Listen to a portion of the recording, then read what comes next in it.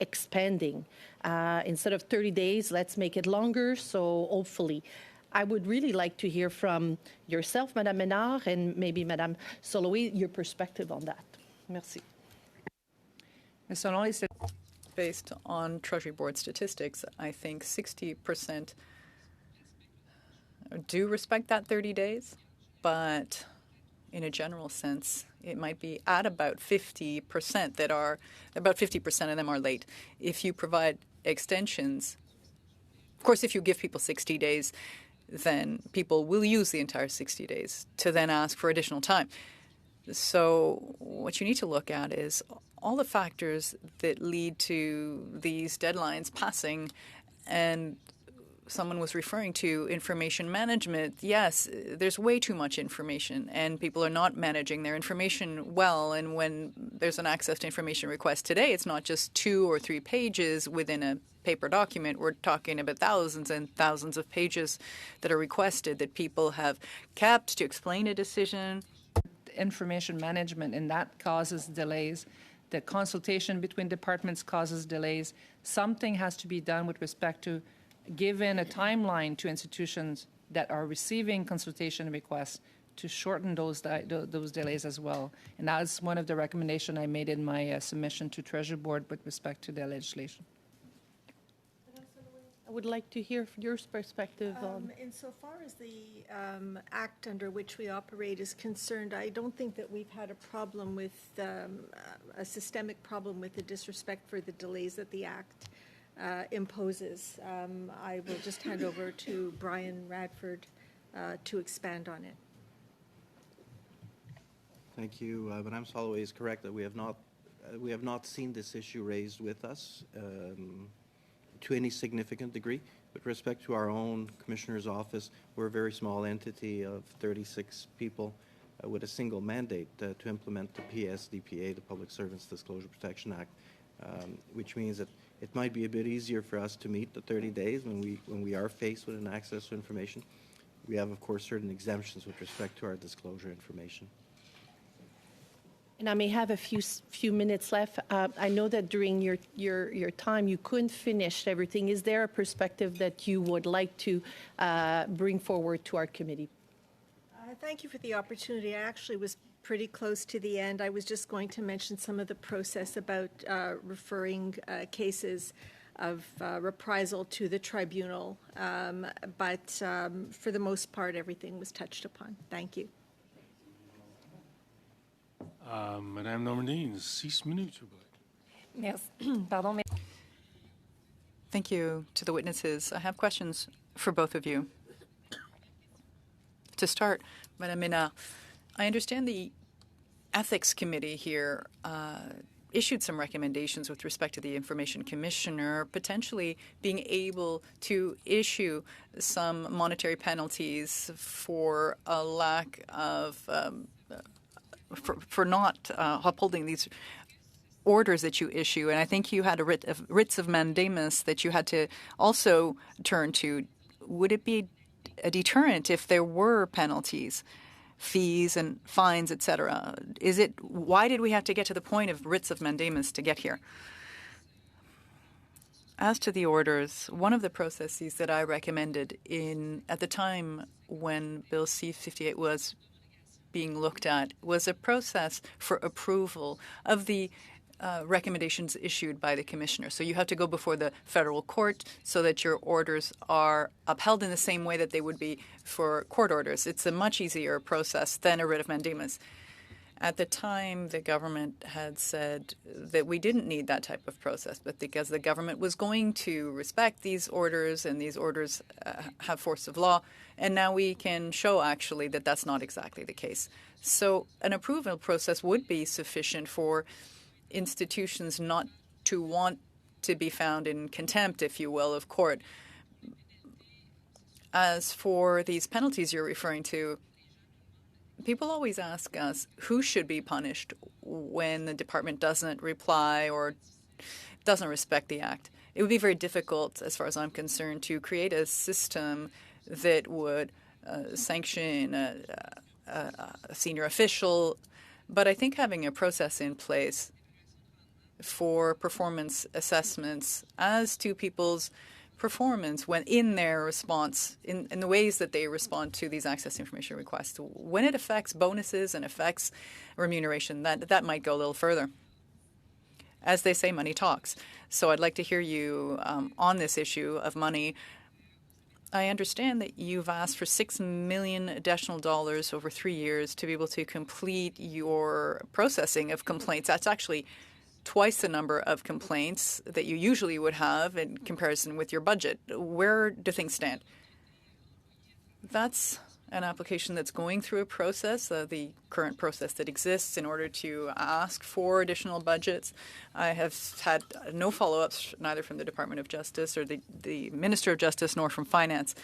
So I don't carry much hope for additional funding. It's unfortunate because I'm an independent officer of Parliament, but I do have to report to those departments to get additional funding in order to accomplish my task or under my mandate. This year, thankfully, we've received fewer complaints, so we're able to reply or respond, but my inventory is actually not dropping because I have as many inputs as outputs.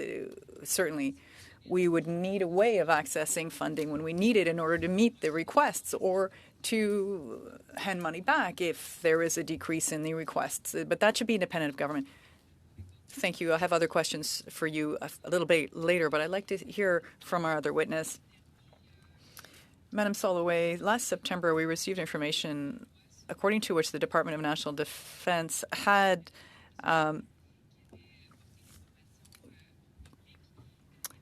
breached the Disclosure Protection Act, and there had been some comments as to the fact that it was troubling. Within the internal process, the department hadn't even updated its own website to indicate that there had been investigations underway. And actually, the whistleblowers weren't even made aware of the results of these requests. I'd like to hear what you have to say as to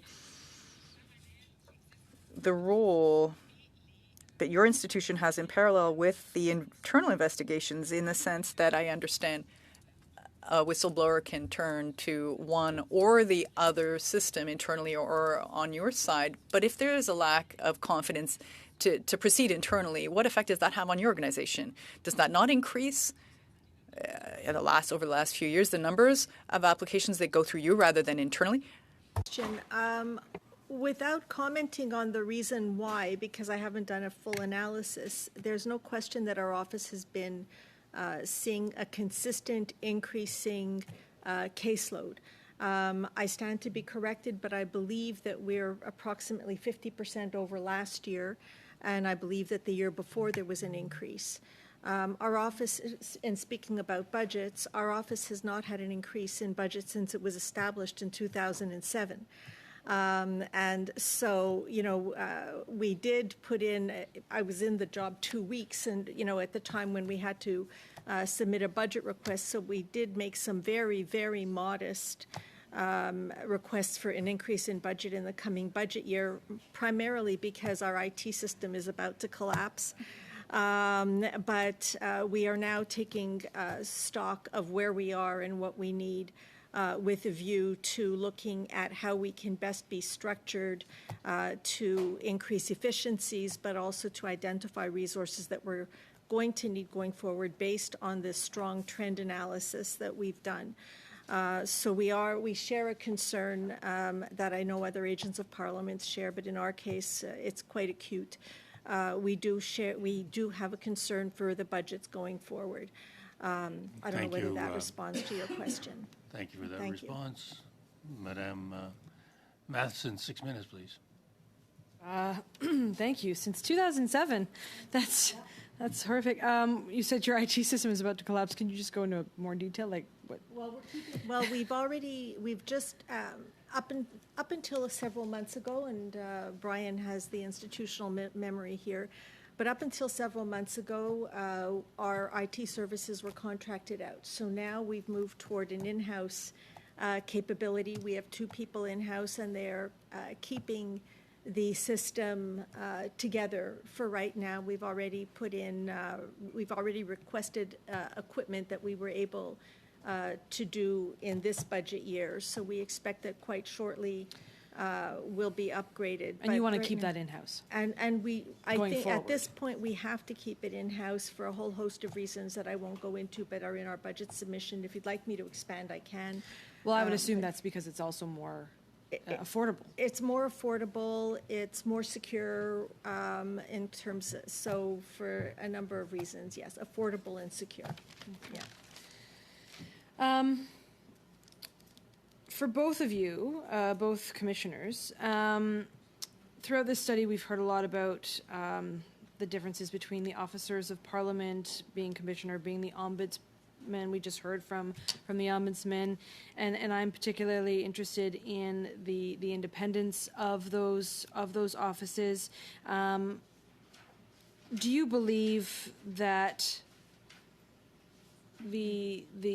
could you talk to us more about that independence and how your roles as commissioners and the independence of your roles allow you to do what you do, and the importance of extending that maybe to the role of an ombudsman? Thank you. It's interesting because I was at the MGRC in 2011, and the same issues or the same, I was listening to Mr. V.R. Joshi, and it hasn't changed that much. Same thing for the ombudsman. But as an agent of Parliament, the good news is we are reporting to parliaments, and we are completely independent from any. The resource issue is the only thing that really affects us. It really has an impact on whether or not we have the resources to fulfill our mandate. But apart from that, I am investigating the Minister of National Defense. I am investigating the Justice Minister, the Finance Minister, Treasury Board. So we are, and we are reporting to Parliament the results of our investigations. But without the proper resources, the proper mechanism to get the resources, it is impacting our ability to do more. I have 87% of my salary, of my budget is salary. And I'm like Commissioner Soloway. I have an IT team that's super small. We can't go to the cloud. We can't do things that that other big departments can do quickly, because I want to do more investigation. I want to reduce my timelines. I want to be more efficient in the mandate that I've been given. So we have to make choices where the money is going to go. And those are difficult. And as an ombudsman, I'm sure reporting to a minister, it's not the same thing. Like when you have decisions being made by a department, you responsible for that, where we have complete separate mandate. Just to add to that, I think because both of our organizations are so small, and I don't mean to speak on your behalf, one of the challenges that we have is contingency funding for either sharp increases or sharp bumps that may or may not be sustained, or for complex cases that may arise, out of the ordinary, or in cases where there may be a need to finance or fund, legal services for judicial review. These are things that are hard to budget for. We have to keep money aside for that in case it happens, which impedes us from using the money operationally on a day-to-day basis, because we have to be prepared for any eventuality. When you're in a larger organization, you can move things around a little bit more easily, but for us, it's a little bit challenging. But otherwise, I absolutely concur with my colleague. The Deputy Minister, in a meeting on this study, he talked about that digitization being quite a large fix for this problem. Would you agree with that? And are you seeing that happen in the departments satisfactorily? Do you want to respond to that? The electronic digitalization? Sure. It's certainly one piece of the puzzle. I wouldn't say that the majority of the cases are impacted by a digitization problem. I mean, that largely goes to historical records that are still in paper. It's not like the military is working